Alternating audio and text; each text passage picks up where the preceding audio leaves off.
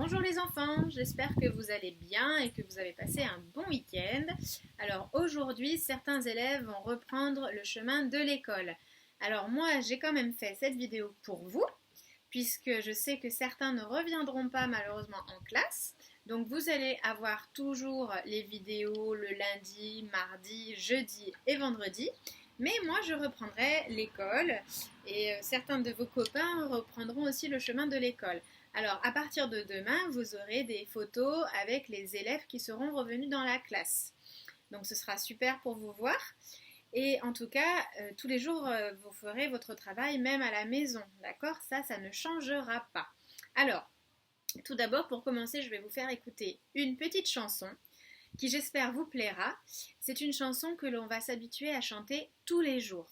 C'est sur les gestes barrières. Donc vous avez peut-être déjà entendu les gestes barrières à la maison. Ce sont les gestes qu'il faut absolument prendre l'habitude de faire pour ne pas attraper le virus, le coronavirus. Alors cette petite chanson, je la trouve super sympathique et donc j'aimerais bien que l'on la prenne tous ensemble.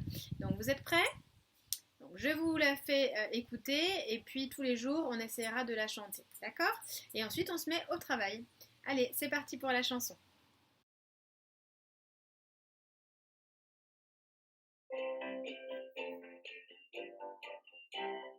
Bonjour les copains, je vous salue de loin. Bonjour les copains, d'un geste de la main. Je ne vais pas m'approcher pour rester en bonne santé. Je ne vais pas t'approcher pour te protéger. Bonjour les copains, je vous salue de loin. Bonjour les copains, d'un geste de la main. À l'école le matin, je me lave bien les mains. Au-dessus, au-dessous, vraiment bien partout. Bonjour les copains, je vous salue de loin. Bonjour les copains, d'un geste de la main. Quand j'ai besoin de tousser, je le fais dans mon coude. Je sens que je vais éternuer, ce sera dans mon gilet. Bonjour les copains, je vous salue de loin. Bonjour les copains, d'un geste de la main. Et quand mon nez a coulé, je vais bien vite jeter mon mouchoir tout mouillé, sans traîner des pieds. Bonjour les copains, je vous salue de loin. Bonjour les copains, d'un geste de la main. Si on fait tous attention aux paroles de cette chanson, aujourd'hui et demain, tout le monde ira bien. Bonjour les copains, je vous salue de loin. Bonjour les copains, d'un geste de la main. Bonjour les copains, je vous salue de loin. Bonjour les copains, d'un geste de la main. Depuis une semaine, le confinement est terminé. Nous avons à nouveau le droit de sortir de chez nous, faire nos courses, aller jouer dehors, et certains enfants retournent même à l'école. Peut-être que tu es resté à la maison. En tout cas, les gestes barrières sont toujours d'actualité. Tu dois faire attention à chaque sortie et à chaque contact avec d'autres personnes. Revoyons donc ensemble les gestes barrières très importants. Lorsque l'on rencontre du monde, on garde toujours 1 mètre de distance entre nous. Je me lave régulièrement les mains, au moins une fois par heure. Si je dois éternuer, j'éternue dans mon coude, surtout pas dans la main, pour ne pas que les microbes aillent sur ma main. Lorsque je me mouche, j'utilise un mouchoir en papier que je jette ensuite à la poubelle. Et je n'oublie pas de me laver les mains. C'est le moment de lire l'histoire de Babar à la ferme. Alors je vais vous lire aujourd'hui 3 pages et je vous poserai quelques questions à la fin de la lecture. Alors surtout, on écoute bien et on regarde bien les images. Alors, qui voyez-vous sur cette page de droite? Il y a la vieille dame, il y a Céleste, la maman des éléphants, il y a les petits enfants et il y a également Zéphyr. Alors qu'est-ce qu'il fait Zéphyr? Il est en train de jouer avec un lézard et il tient une carotte dans sa patte. Et les autres enfants, que font-ils? Alors la petite Flore essaye d'arracher un poireau dans le potager. Et puis il y a Pomme qui a un outil de jardin dans la main. Comment il s'appelle cet outil? Ce n'est pas une pelle, enfin ça ressemble à une pelle, mais on appelle cela une bêche. Une bêche, voilà, pour creuser dans la terre, il est en train de retirer les pommes de terre. Et puis la vieille dame, elle ramasse justement les pommes de terre. Voilà. Et Alexandre, qu'est-ce qu'il fait Alexandre? Alexandre, lui, il est en train de ramasser des choux. Des choux et des salades. Voilà, super. Alors, on va lire la page de gauche. Alors, écoutez bien. Venez nous aider au potager maintenant, demande Céleste. Pomme, prends la bêche. Attends, dit la vieille dame à Flore qui essaye d'arracher un poireau. Je vais t'aider. Céleste admire les beaux légumes. Regardez comme ce poivron est d'un joli vert. Et ce chou, ajoute Alexandre, il est presque aussi gros que moi. Petit, petit, veux-tu un radis? Dit Zéphyr. Mais à qui parle-t-il donc? Le coquin essaye d'attirer le lézard craintif qui s'enfuit. On a tourné la page, on regarde donc l'illustration sur la page de droite. Et alors moi je vois tout de suite Zéphyr qui fait une bêtise. Qu'est-ce qu'il fait Zéphyr? Il s'amuse avec le tuyau d'arrosage. Il essaye d'arroser son copain. Il joue avec Alexandre. Alors ensuite, qui voit-on d'autre? Alors on voit la vieille dame qui est en train de cueillir des tomates, très bien, avec Céleste, la maman des éléphants. Et puis la petite Flore, qu'est-ce qu'elle fait la petite Flore? Elle joue avec une petite chenille. Voilà. Qu'est-ce que l'on voit d'autre? Alors ils sont toujours au potager, ils ont l'air de bien s'amuser tous ensemble. On voit aussi un insecte volant, une abeille. Ah non, c'est une guêpe. Est-ce que vous la voyez, la guêpe, sur l'image? Alors moi, je pense que quelqu'un en a peur. Et je crois que c'est Pomme qui a peur de la guêpe. Alors on va tout de suite lire la suite de l'histoire. La récolte est presque finie. Zéphyr a ouvert le tuyau d'arrosage et ce farceur arrose Alexandre. Flore découvre une grosse chenille qui se promène sur une feuille de salade. Je suis sûre que tu deviendras un papillon superbe, lui murmure-t-elle. Une framboise. Je voudrais bien la goûter, pense Pomme. Mais je vais me faire piquer par cette gourmande de guêpe. Je vous suis à la cuisine, dit la vieille dame à Céleste. Je prends une dernière tomate. Alors maintenant, toute la petite famille est réunie dans la cuisine. Alors que voit-on cette fois? Alors Céleste et la vieille dame préparent un bon repas.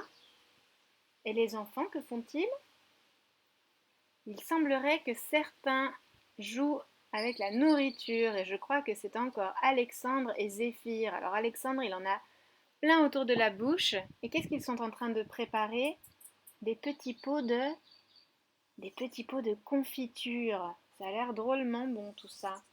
Et alors Flore, elle est en train d'écrire sur des étiquettes. Et puis Pomme, qu'est-ce qu'il fait Pomme? Je crois que Pomme est en train de jouer avec un escargot.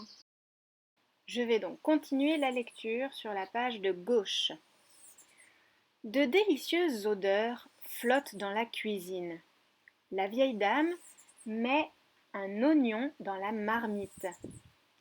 Il faut que cela mijote pendant au moins 1 heure, dit-elle en regardant la pendule. En épluchant les légumes, Pomme a trouvé un escargot et décide de le remettre dehors. Céleste, elle, prépare des confitures. Je peux goûter ce pot de confiture? Lui demande Alexandre. C'est pour voir si c'est assez sucré. Flore s'applique à écrire la dernière étiquette. Si tu continues, il ne restera rien, pouffe-t-elle. Alors, on a fini les 3 pages de lecture. Maintenant, c'est le moment des questions. Alors, petite question, la première. Répondez par oui ou par non. Est-ce que l'on voit Babar dans ces 3 pages? Non, on n'a pas vu Babar dans ces 3 pages. Nouvelle question. Est-ce que l'on a vu la vieille dame dans ces 3 pages de lecture? Oui, on a vu la vieille dame dans ces 3 pages. A-t-on vu Zéphyr dans ces 3 pages de lecture? Oui, on a aussi vu Zéphyr, le coquin Zéphyr, le petit singe. Bien. Une nouvelle question. Où se passe la lecture du jour? Où est-ce que ça se passe? Où sont les personnages? Par exemple, sont-ils dans un parc? Non. Sont-ils au bord de la mer? Non plus. Alors, où sont-ils? Ils sont au potager. Bien, ils sont au potager, dans le jardin. Très bien. Et la fin de la lecture du jour, où est-ce qu'elle se déroulait? Dans quelle pièce de la maison? Dans la cuisine. Dans la cuisine de la ferme. Très bien. Encore une question. Qu'est-ce que Céleste est en train de cuisiner? Alors, qu'est-ce qu'elle cuisine, Céleste, la maman des enfants? Elle cuisine. Est-ce qu'elle fait une tarte aux fruits? Non. Est-ce qu'elle fait un flan? Non. Est-ce qu'elle cuisine une soupe de légumes? Non plus. Est-ce qu'elle fait de la confiture de fruits? Oui, elle fait de la confiture. Très bien, bravo. Bon, je vous ai posé assez de questions pour aujourd'hui. On passe à autre chose. À mon tour, je vous emmène dans ma cuisine. On va regarder ce que j'ai dans mes placards et dans mon frigo et on va faire un petit peu de calcul. C'est parti. Alors, quel est le nom de ce légume? Il s'agit de pommes de terre. Pommes de terre. C'est un légume, ce n'est pas un fruit. Combien y a-t-il de pommes de terre sur cette photo? 4. Très bien. Et maintenant, que vois-tu? Ce sont des carottes. Alors les carottes sont-elles des légumes ou des fruits? Ce sont des légumes, bravo. Combien y a-t-il de carottes sur cette photo? Il y en a 5. Très bien. Et maintenant, que vois-tu? Ce sont des tomates. Très bien, des tomates. Sais-tu que les tomates font partie de la famille des légumes-fruits? Et oui, elles ne poussent pas dans la terre. Elles poussent sur un plant de tomates, mais avant que la tomate n'arrive, il y a d'abord une fleur jaune, une très belle fleur jaune. Peut-être que tu as déjà semé des graines de tomates, et si c'est le cas, alors tu as dû observer quelques fleurs jaunes. Et ensuite, après les fleurs jaunes, il y a les tomates qui arrivent d'abord de couleur verte, et puis ensuite elles rougissent. Et c'est à ce moment-là qu'on peut les cueillir. As-tu compté le nombre de tomates? Combien y a-t-il de tomates sur cette photo? 7. Très bien. Voici maintenant des oignons. Alors combien y a-t-il d'oignons? J'ai 6 oignons. Très bien. Et maintenant une boîte d'œufs avec à l'intérieur combien d'œufs? 3 œufs. Très bien, 3 œufs. Mais avant, j'en avais combien au départ quand je les ai achetés dans le magasin? J'en avais 6. Très bien. Alors si j'avais 6 œufs au départ, combien d'œufs ai-je mangé? J'en ai mangé 3. Et oui, il y a 3 œufs qui ont disparu de ma boîte. Terminons avec les citrons verts. Combien de citrons verts ai-je dans mon frigo? 5. Très bien, j'ai 5 citrons verts. Avec les légumes et les fruits de mon frigo, nous allons faire des calculs. Voici le premier calcul. 4 plus 5. Pour trouver le résultat, tu peux t'aider de tes doigts. Sur une main, 4 doigts. Sur l'autre main, 5 doigts. Alors, as-tu trouvé la réponse? 4 plus 5 font 9. Bravo si tu as trouvé. Voici le deuxième calcul. Alors, cette fois, j'ai 6 plus 5. C'est un peu plus difficile. 6 plus 5. Je te laisse un temps un peu plus long pour que tu trouves le résultat.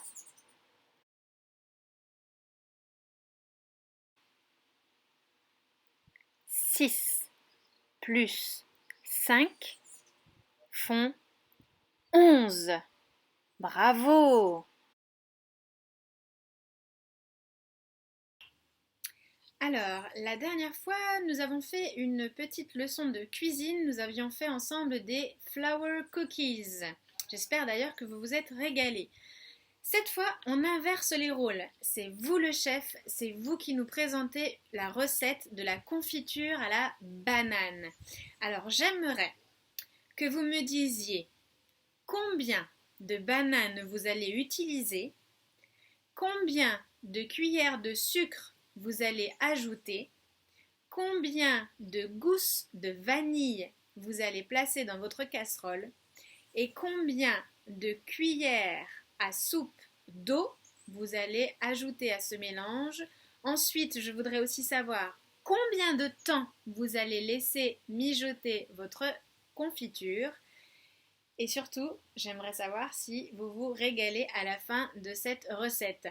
Alors, bien sûr, vous allez avoir besoin de votre maman ou de votre papa et vous allez aussi avoir besoin de prendre des photos parce que je ne veux absolument rien louper. Alors, les petits chefs, j'espère que vous allez vite me trouver des bananes, du sucre, de l'eau, une casserole et je veux tout savoir sur la recette de la confiture de banane. Allez, je vous laisse donc préparer de bonnes confitures et surtout n'oubliez pas de m'envoyer les photos avec les indications. À bientôt!